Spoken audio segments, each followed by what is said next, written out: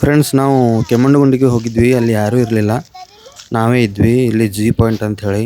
ಆಮೇಲೆ ಇಲ್ಲಿ ಯಾವ ಥರ ಒಂದು ಸುಂದರ ವಿಹಂಗಮ ನೋಟ ಕಾಣ್ತಾ ಇದೆ ನೋಡ್ಬೋದು ನೀವು. ನಾವು ಜಸ್ಟ್ 4 ಜನ ಇದ್ವಿ. ಈ ಥರ ಒಂದು ವ್ಯೂ ಪಾಯಿಂಟ್ ನಮಗೆ ಫ್ರೀಯಾಗಿ ಆ್ಯಕ್ಚುಲಿ ಮೇಲ್ಗಡೆ ಹೋಗ್ಬೇಕಂದ್ರೆ ರೋಡ್ ತುಂಬ ಒರಟಾಗಿತ್ತು, ಆದರೂ ಹೋಗಿದ್ವಿ. ಯಾಕೆಂದರೆ ನಮಗೆ ರೋಡ್ ಕೇಳ್ಕೊಂಡು ಹೋಗಿದ್ವಿ, ಯಾರಿಗೋ ದಾರೀಲಿ ಚೆನ್ನಾಗಿದೆ ಅಂತ ಹೇಳಿದರು. ಓಕೆ ಆಗಿತ್ತು ರೋಡು. ಬಟ್ ಹೋಗಿದ್ದಕ್ಕಿಂತ ನಮಗೆ ಒಂದು ವ್ಯಾಲ್ಯೂ ಫಾರ್ ಮನಿ ವ್ಯೂ ಸಿಕ್ತು.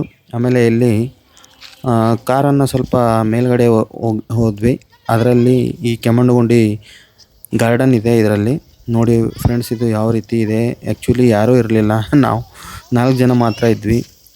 ಮಾನ್ಸೂನಲ್ಲಿ ಇರಬಹುದು, ಬಟ್ ಈ ಥರ ಒಂದು ಗಾರ್ಡನ್ಗೆ ಹೋದಾಗ ನಮಗೆ ಭಾಳ ಖುಷಿಯಾಯಿತು. ನಾವು ಮೇಲ್ಗಡೆನೂ ಕೂಡ ಹೋದ್ವಿ.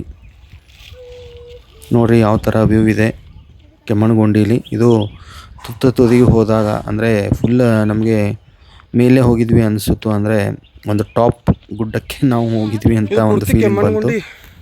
ನೋಡಿ ಫ್ರೆಂಡ್ಸ್, ಈ ರೀತಿ ಟಾಪ್ ದ ಬಾಟಮ್ ವ್ಯೂ ಸಿಗ್ತಾ ಇದೆ ನಮಗೆ.